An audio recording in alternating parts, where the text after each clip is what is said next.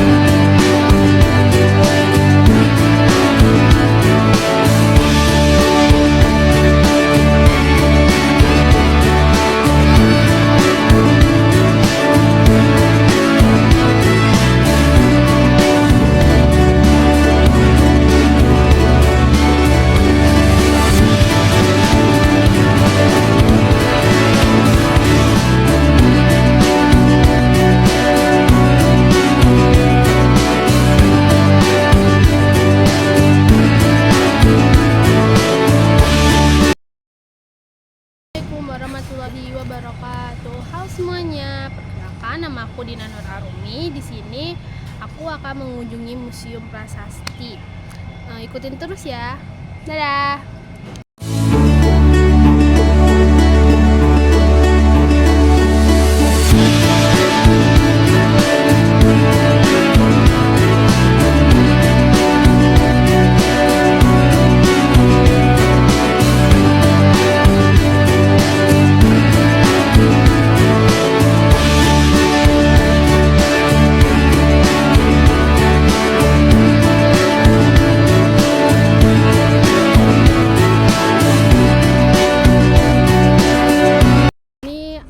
Masuk ke Museum Prasastinya nih. Jadi aku kasih tahu apa-apa aja yang ada di sini. Oke, di sini mau ngasih tahu kalau di Museum Prasasti ini tuh ada yang namanya patung yang paling terkenal di sini nih.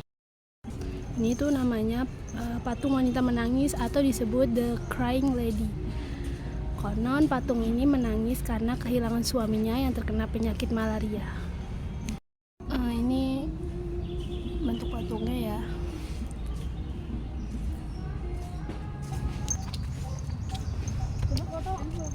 Fotoin kan? Maaf. Nah, jadi sini tempat makam-makamnya orang Belanda zaman dulu ya. Menurut info yang aku dapat nih, Museum Taman Prasasti yang terletak di Jakarta Pusat dulunya dikenal sebagai pemakaman kebun jahe Kober. Didirikan pada tahun 1795. Awalnya seluas 5,5 hektar. Pemakaman ini dibangun karena kuburan di samping gereja-gereja di Batavia sudah penuh akibat wabah penyakit.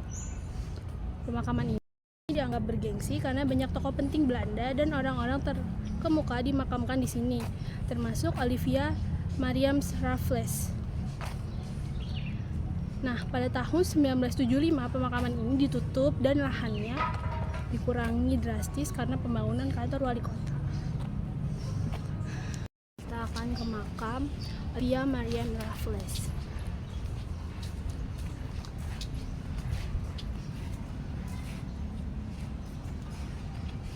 Ini ada makamnya.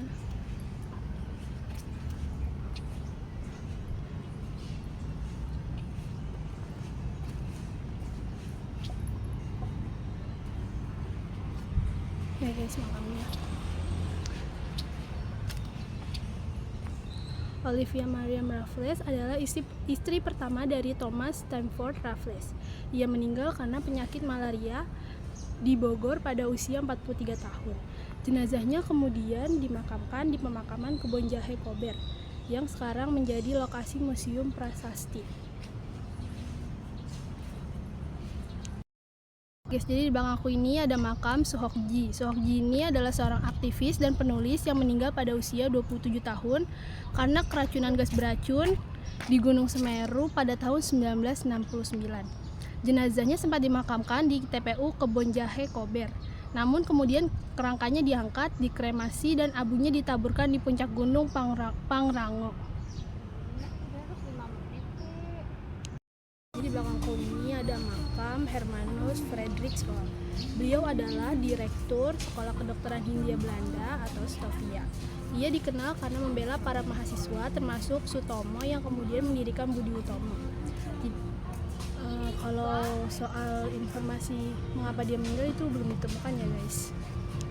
Guys, ini di belakangku ini tuh ada namanya lonceng. Jadi kalau lonceng itu dibunyikan itu tandanya ada jenazah yang masuk ke dalam museum prasasti ini. Nih. Udah Cynthia. Udah.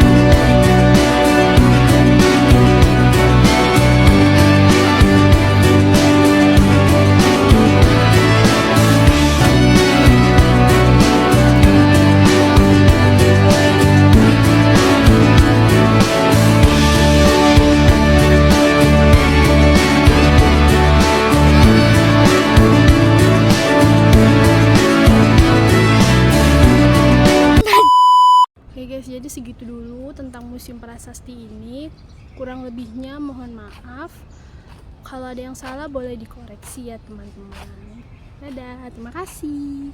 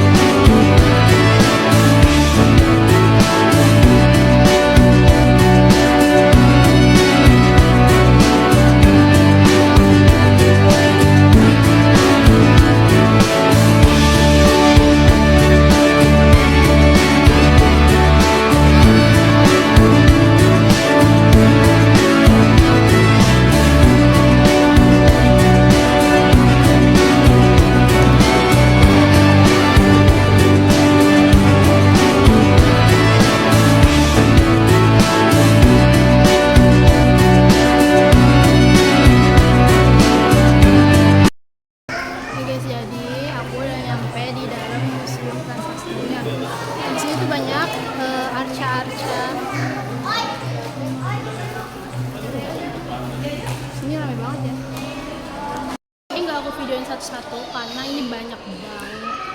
Jadi cuma beberapa aja ya. Nah, di sini tuh ada yang namanya Indra atau sang dewi petir, hujan, dan terang. Dia ini adalah penjaga di wilayah timur ya guys. Ini ada keterangannya.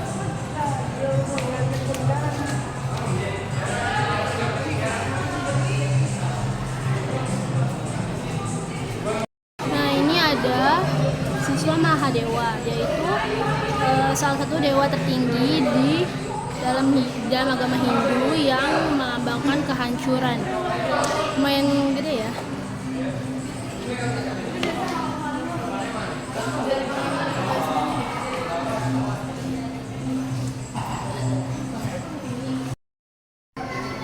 Nah, di sini ada patung yang lumayan gede, dia namanya Bhairawa Buddha ya.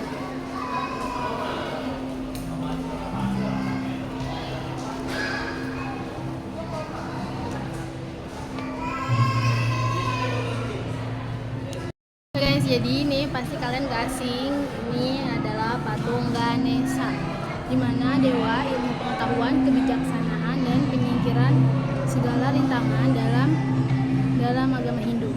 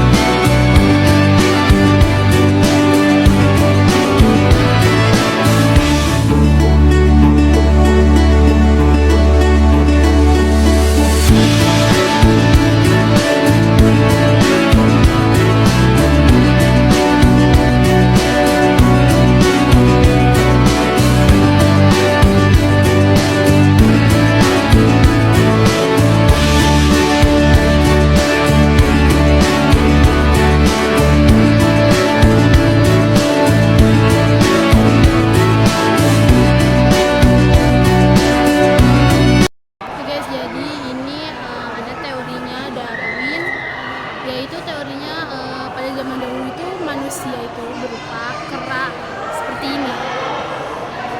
Dan kayak ini guys, ini teorinya si Darwin ya.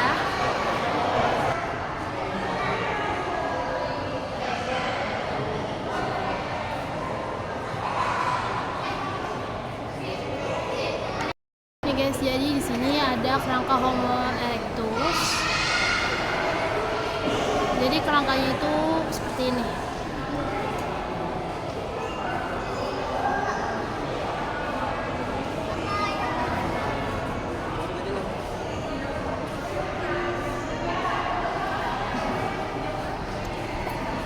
Dan ini ada kerangka Homo sapiens ya guys.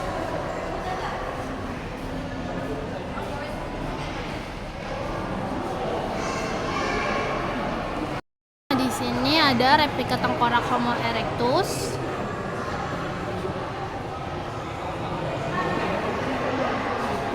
Nah, ini ada replika tulang keringnya.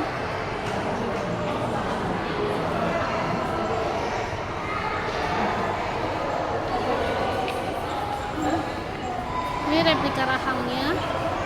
Ini replika tulang kering. Nah, ini tempurung kura-kura purba.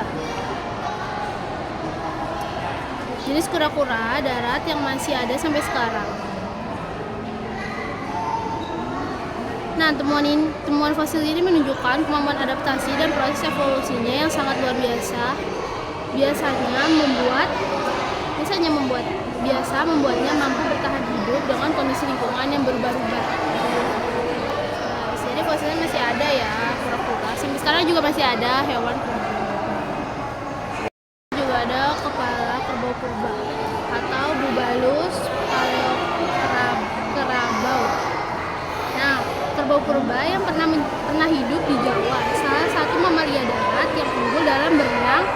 Tanduknya yang besar membantunya dalam menghindari predator pada masa itu. Juga bisa dilihat emang tanduknya gede banget guys, panjang. Jadi guys, di sini tuh ada gading Stegodon trigonocephalus. Gading dari leluhur gajah modern. Gajah dikenal sebagai hewan darat yang unggul dalam berenang, memungkinkan migrasi yang mudah ke Pulau Jawa. Ini guys, gading trigodon pada masa itu gede banget guys. Di sini juga ada peta bahasa-bahasa daerah di Indonesia.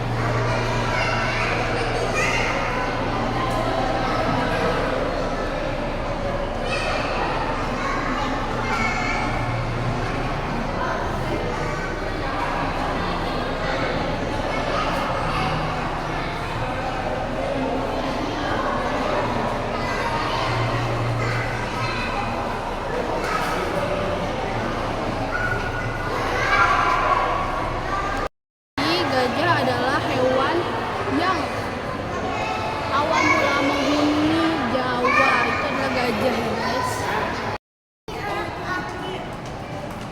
Jadi di sini ada topeng Batak Simalungun. Topeng Batak dari Simalungun ini dinamakan topi. Digunakan saat upacara ritual kematian Namate Sayur Matua, suatu ritual duka cita. Tarian topeng dilakukan bersamaan dengan tari huda-huda. Tarian topeng berperan sebagai penghibur bagi keluarga jenazah dan nelayan. Itu ya guys. Jelasannya.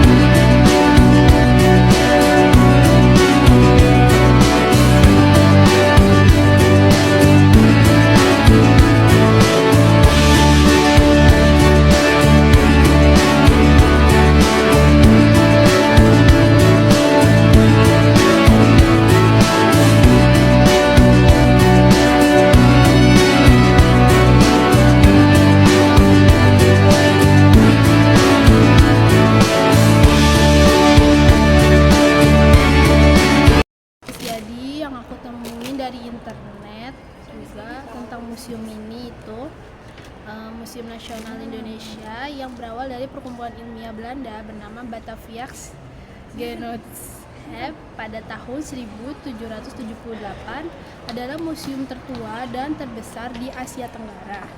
Dikenal juga sebagai Museum Gajah. Institut ini telah melewati berbagai era hingga diserahkan kepada pemerintah Indonesia pada tahun 1962. Meskipun sempat dilanda kebakaran pada tahun 2023, museum ini telah direvitalisasi dan dibuka kembali pada Oktober 2024. Menawarkan kombinasi unik antara koleksi klasik yang kaya seperti arca dan prasasti dan pameran modern yang interaktif, menegaskan perannya sebagai penjaga utama warisan arkeologi, sejarah, dan etnografi bangsa.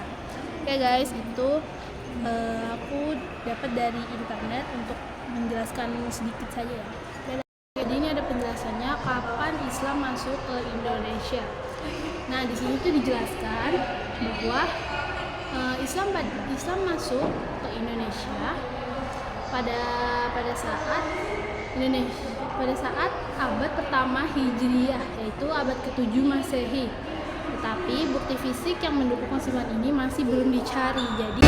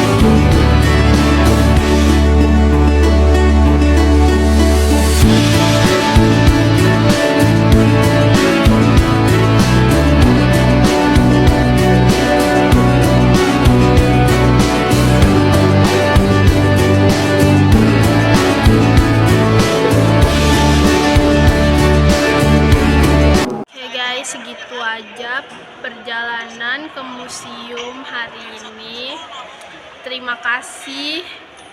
Mohon maaf jika ada salah kata atau ada salah informasi ya, tolong dikoreksi. Terima kasih. Oke, dadah, see you.